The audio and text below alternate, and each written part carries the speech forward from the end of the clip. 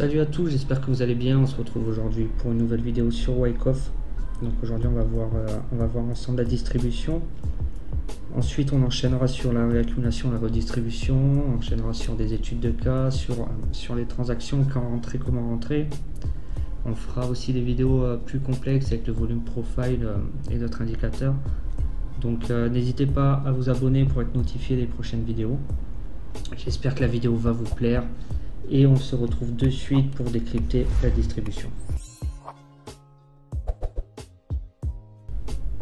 Allez, on commence avec les schémas de distribution. Donc il y en a deux. Vous allez voir, aujourd'hui c'est un peu plus rapide que la vidéo sur l'accumulation, parce que c'est un peu la même chose à l'envers tout simplement. Donc je vais passer un peu moins de temps à expliquer. Très important d'avoir vu la première vidéo avant la deuxième vidéo de la série, du coup c'est juste avant celle-là, avant de voir celle-là. Ok. Donc, une fourchette de distribution désigne un moment où les prix évoluent de façon latérale, mettant fin à une tendance à la hausse. Tendance à la hausse ici, donc l'accumulation était fin d'une tendance à la baisse, d'accord. Pour entrer dans un range, c'est là que les experts les institutionnels vont accumuler le maximum de stock. Donc on a quoi? On a le preliminary supply ici, donc une première tentative d'arrêter la tendance haussière qui échoue. On a les buy climax. Donc action climatique qui arrête les achats, qui nous crée notre résistance ici, notre cric. Ensuite automatique réaction qui va créer notre support, notre ice en bas. Ok. Et le secondary test, le dernier événement de la phase A, qui va confirmer qu'on rentre dans une potentielle distribution. Ok. Potentielle, je dis bien. Donc voilà, tout ça, ça donne un change of structure. Donc pourquoi? Parce qu'on passe d'une tendance haussière à une tendance latérale. Comment on sait ça? Parce qu'ici le ST ne crée pas de plus haut. Ok, c'est pour ça qu'il faut attendre les 4 événements avant de confirmer le change of caractère. Donc la phase a terminé, on rentre dans la phase B, construction de la cause. Donc la cause c'est quoi? C'est l'accumulation des stocks par les institutionnels. On a un breakout en premier du support, donc MSO, signe of weakness, signe de faiblesse mineur, le petit m, le grand M ici ça sera majeur. Ok. Breakout rapide donc du support, réintégration du range, pareil par le haut on va avoir uptrust, donc breakout rapide de la résistance et réintégration rapide du range. Ok. Ensuite on passe en phase C, la phase de la secousse. Donc on va venir breakout la résistance une deuxième fois, passer au-dessus de l'uptrust. Ok, et donc là on est sur un uptrust after distribution, donc UTAD. D'accord, réintégration ensuite. Donc là on aura souvent un gros volume, hein. C'est tout pareil que ce que je vous expliquais sur l'accumulation. Beaucoup de volatilité, un gros volume, c'est assez simple à reconnaître. Réintégration rapide du range, on va faire un test sur la résistance et on rentre en phase D. Donc la phase D ça va être quoi? Ça va être la première fois qu'on voit une phase tendance baissière dans le range, ok, qui va venir breakout le bas, d'accord. Donc breakout et créer donc un signe majeur de faiblesse. Epsi la support supply, ok. Et tout ça, ça nous fait un change of caractère. Ok, on passe d'une tendance latérale à une tendance baissière. Tendance baissière, on fait des plus bas, des plus bas, des plus bas. Ok. Et la phase E, donc ça va être tout simplement la tendance baissière hors du range. Toujours pareil avec Epsi et MSO. Il y a tout ici expliqué en détail, hein, comme dans le premier PDF. Toujours pareil, disponible sur le Discord. Et le deuxième schéma, donc exactement le même schéma, sauf que on ne fait pas du TAD. Ok.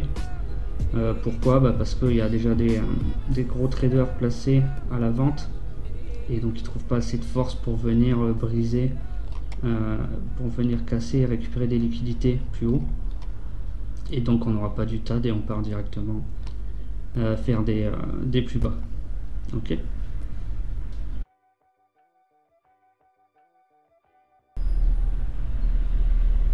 Allez, le processus de distribution maintenant. La loi de cause à effet, accumulation de stock, c'est la cause, on accumule ici, Et effet, c'est la tendance baissière derrière. Donc plus la cause est longue et plus l'effet va être puissant. Donc plus l'accumulation est longue et plus la tendance, en théorie, la tendance baissière va être forte et longue. D'accord. Ensuite, manœuvre et manipulation. Donc les gros traders, souvent aidés par les médias, à leur solde créent un environnement de forte pression. Leur objectif est d'attirer un maximum de traders car ce sont leurs achats qui serviront de contrepartie à leur vente. Donc voilà, il faut savoir que Wyckoff, sa théorie, ça tient sur le fait que les marchés sont manipulés. Ils sont manipulés par, comme il dit lui, des composite man. Donc c'est quoi? C'est les institutionnels, c'est vraiment les puissances financières. C'est même pas, on parle même pas des banques, hein, on parle vraiment des grosses puissances financières. Donc après, à chacun de croire ou pas ce qu'il raconte. Mais voilà, toute sa méthode tient là-dessus. Donc c'est important de le savoir aussi.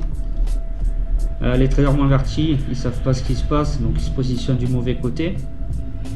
Les institutionnels en profitent pour récupérer le maximum de stock, parce qu'ils ont besoin, en phase 2, s'ils veulent accumuler par exemple des ordres à la vente, ils ont besoin qu'il y ait des ordres à l'achat en face. Vous voyez, c'est pas possible de rentrer en position comme ça, prendre une très grosse position.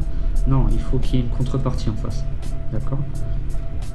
Dans les phases de distribution et d'accumulation, l'événement clé est la secousse. Bien que toutes les structures ne la présentent pas avant le début de la tendance, sa présence renforce considérablement le scénario. Donc le schéma 1 là qu'on a vu et pas le 2 justement, donc c'est quand même mieux de chercher ce schéma là avec la secousse. La secousse, c'est le spring ou l'UTAD, ok. Donc beaucoup plus difficile de trader le schéma 2, je vous l'ai mis, mais bon là faut essayer de rentrer là c'est même pas la peine. Ça c'est complètement bête parce que vous pouvez pas savoir si derrière on va avoir l'UTAD. À la limite, c'est un trade qui se tente, c'est ici quoi, avec un support au-dessus de l'ICE ici. Mais voilà, n'allez pas rentrer ici sur le schéma 2. Donc je m'éparpille, pardon. En cas de secousse, donc la secousse haussière, elle va servir à quoi? À déclencher les stops des traders positionnés à la baisse. Donc ça fait encore, ils peuvent encore accumuler plus de positions. Inciter les traders moins avertis à acheter. Encore une fois, c'est plus de positions pour eux, ok, en pensant à une continuation à la hausse et engendrer des profits. En parallèle, ils doivent éliminer les mains faibles du marché. Ensuite, contrepartie, liquidité. Donc ça, c'est la même chose, hein. Ce qu'on a vu, la chasse aux liquidités, la chasse au stop. Donc c'est à ce niveau, je vais vous montrer. La chasse au stop, c'est ici. Quand je vous parle de secousse, c'est ça, hein. UTAD Spring, c'est des secousses. Ok, c'est pour les traders qui sont déjà en vente ici, qui ont donc des stop loss au-dessus de la résistance là. Avec l'UTAD, hop, chasse au stop, on réintègre. Et aussi on prend la cassure de la résistance. Il y en a beaucoup qui vont rentrer ici à l'achat pour la cassure de cette résistance. Et on les sort aussi parce que réintégration directe du range, d'accord. Le chemin de moindre résistance, donc ça il teste, et puis il y a les tests durant la phase d'accumulation pour savoir de quel côté il y aura le moins de résistance. Donc ça sera le plus simple de partir parce qu'on ne sait pas réellement où on est. Est-ce qu'on est en phase de distribution ou de réaccumulation? Mais ça j'en parle pas trop parce que c'est le prochain chapitre, la redistribution et la réaccumulation. Retenez juste qu'en fait, au début, on est neutre. Toute cette partie-là, on est neutre. On ne sait pas si ça va partir en bas ou en haut. C'est ce qui va se passer après qui va déterminer. C'est pour ça qu'on attend ces dernières phases pour rentrer en position. Il ne faut jamais rentrer avant. Ok, mais on rentrera un peu plus en détail dans la prochaine partie. Et ensuite, tout simplement, le début de la baisse. D'accord. Lorsqu'il n'y a plus de demande disponible, un point d'inflexion apparaît. Le contrôle de la valeur est entre les mains des plus forts qui ne se débarrasseront de leur position qu'à des prix beaucoup plus bas. Les caractéristiques pendant la phase d'accumulation. Donc volume et volatilité élevés pendant le développement de la fourchette. Des tests dans la partie basse de la fourchette sans volume, ok, qui suggère une absence d'intérêt pour l'achat. Très important. Des secousses haussières uptrust sur le maximum précédent, donc les tests de la résistance, d'accord, avec des légers breakouts et des réintégrations de la fourchette. Mouvement et barre baissier plus large et fluide que celle haussière. Développement de maximum et de minimum décroissant. Ok.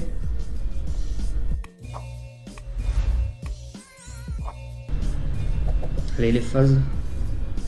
Donc on va être un peu plus rapide que sur la première vidéo sur l'accumulation, parce que bon, c'est un peu la même chose finalement qui se passe cette fois en haut après une tendance haussière et pas une tendance baissière. Donc la phase A, fin de la tendance haussière pour passer en tendance latérale. Ok, on a les preliminary supply, potentiel preliminary supply. Ok, on connaît notre preliminary supply une fois qu'on a notre buy climax en haut ici. Ok. Je suis où, hop. Donc buying climax, c'est le dernier mouvement haussier, d'accord, qui sera pas dépassé derrière. Et juste avant, on aura le preliminary supply. Donc c'est l'action climatique des achats tout simplement. Sa confirmation vient avec les événements suivants de la phase A. C'est un indicateur de force suite à de mauvaises nouvelles. Le marché monte rapidement, attirant les investisseurs avertis. Derrière, on a l'automatique, on a aussi le buying climax d'épuisement comme pour l'accumulation. Cette fois, ça va être un plafond de marché dû à un épuisement des acheteurs, tout simplement, que ce soit les retails ou les professionnels. On va avoir une nette baisse de volume comme ça, et c'est un plafond un peu qui va se faire tout seul automatiquement, d'accord, qui ne va pas être forcé. Derrière, on aura l'automatique réaction. Donc premier mouvement, premier rebond assez vif. Derrière buying climax, ça va être les acheteurs ici qui ferment leurs ordres et certains vendeurs qui vont commencer à short. Ok. Ensuite, secondary test, on va venir tester le haut. On va venir tester la crique, donc la résistance créée par le buying climax. Et donc on en a deux, on a le test de faiblesse, test de force. Selon s'il est dans le haut ou le bas de la fourchette, ça peut indiquer si on est en distribution ou en réaccumulation. Ok. On passe à la phase B. Donc phase B, c'est la construction de la cause. Secondary test, c'est une phase B, donc il va y avoir plusieurs tests de la crique et de l'ice, d'accord. Le trust, breakout de la crique, de la résistance rapide et réintégration de la fourchette. Par le bas, on peut avoir aussi signe de faiblesse, breakout de l'ice cette fois, et réintégration de la fourchette. Ok. Ensuite, on passe en phase C. Le phase C, c'est la phase de la secousse. Ok. On commence avec un test de secousse, avec un mouvement de secousse, et se termine après un test de secousse. Les professionnels vérifient l'intérêt pour certains niveaux de prix. On a l'UTAD, donc il suffit Uptrust after distribution. Ok. Donc Uptrust ici, après la distribution ici. D'accord. Donc est un mouvement haussier qui teste la capacité des acheteurs à faire monter les prix en visant une zone cruciale comme la rupture des précédents sommets. Il se produit lors de la phase C des fourchettes de distribution et de redistribution. Même si c'est théoriquement un Uptrust, il est appelé UTAD lorsqu'il se produit en phase C. Ok, on a le minor UTAD, donc le schéma 2 là, que je vous ai montré en début de vidéo, celui qui va pas venir casser le buy climax, d'accord, il va venir casser des plus hauts à l'intérieur de la distribution, donc celui-là il est plus dur à détecter, c'est plus difficile de se positionner là-dessus. Ça, c'est qu'il y a déjà trop de force vendeuse et les instituts n'arrivent pas à venir chercher les liquidités au nord. Ok. Le test après l'uptrust ici, souvent accompagné d'un faible volume comme ça, vous voyez. Il faut vraiment qu'il n'y ait pas de divergence ici. En phase D, donc le signe phase D, donc ça va être la tendance baissière à l'intérieur du range, donc on se situe ici. Le signe majeur de faiblesse, rappelez-vous, on a vu le mineur ici c'est le majeur, ok, est un fort mouvement baissier dont l'origine se situe au maximum de la phase C et qui déclenche le breakout de la partie inférieure de la fourchette, l'ICE, pour amorcer une nouvelle tendance à la baisse. Il pourrait s'agir d'une deuxième, troisième ou quatrième tentative pour briser l'ICE, celui qui réussit le mieux.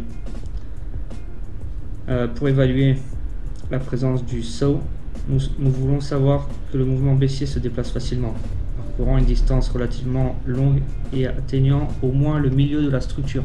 En outre, pas tout repli ne devrait atteindre le maximum fixé par l'UTAD. D'accord. La phase E, ça va être la tendance baissière hors du range, ici, avec LC, donc last point of supply. Et l'action immédiate qui précède un signe of weakness. Il s'agit d'une tentative de hausse du prix, mais elle est bloquée par les gros traders qui sont déjà en position de vente et apparaissent à nouveau pour protéger leur position. En fonction du mouvement qui précède le last point of supply, on peut trouver différents types. Donc après secousse, donc il serait ici, là, dans le range, donc là, un ici, le premier, dans le range ici, le deuxième, last point of supply, et le troisième après, hors du range, sur l'ice ici, d'accord. Et on va passer ici. Je vais vous montrer un exemple rapide ici. On va trouver une belle distribution. Je vais essayer d'en trouver une quasi parfaite comme sur les schémas. C'est juste pour vous montrer un exemple. Il y aura une vidéo de toute façon sur les études de cas où on verra tout. On verra tout dans le sens où vous n'avez pas vu encore les réaccumulations et les redistributions. Aussi le volume. On n'a pas bien détaillé le volume, donc j'attends qu'on ait tout vu et après je ferai une petite vidéo où j'analyserai complètement un graphique. Donc là, alors on avait quoi là-haut? Là-haut c'est un peu décousu, j'aimerais bien trouver un truc assez propre. Alors là c'est pas le méga retournement, mais au moins on a quelque chose de très propre ici. Ok, donc là on fait des plus hauts, toujours plus haut, ok, donc des potentiels preliminary supply. Jusqu'à ce qu'ici on ne casse pas le dernier plus haut. Ok, donc on va mettre ici l'avant-dernier, c'est celui-là, le psy. Ok, donc dernière tentative, l'avant-dernière tentative de mettre fin à la tendance haussière. Ici buy climax, donc la fin, l'action climatique des achats. Automatique réaction derrière ici, d'accord. On va tracer notre support AR. Ok, là on prend la mèche ou pas, ça dépend comme vous voulez. Là. Donc ça va être l'ice, je crois que je l'ai, l'ice, d'accord. Secondary test ici, on n'a pas mis la résistance ici, la cric. Bon, alors normalement c'est pas une cric en distribution, mais moi je mets cric parce que tout simplement ici on sait pas en fait si on est en distribution ou en réaccumulation. Donc j'aime bien tracer les deux d'entrée et voilà, parce que dans le cas d'une réaccu c'est une cric et dans le cas d'une distribution c'est pas une cric, et inversement pour l'IS. Bref, alors secondary test ici, on vient tester là la résistance, d'accord. Un signe de faiblesse majeur, du coup, mineur, pardon, ici, MSO, donc le TM, signe of weakness, donc signe de faiblesse mineur, ici, trust action, ici, hop, UT, on vient casser une première fois, on vient break out une première fois notre résistance, réintégration de la fourchette, ici encore un secondary test, on revient tester en bas.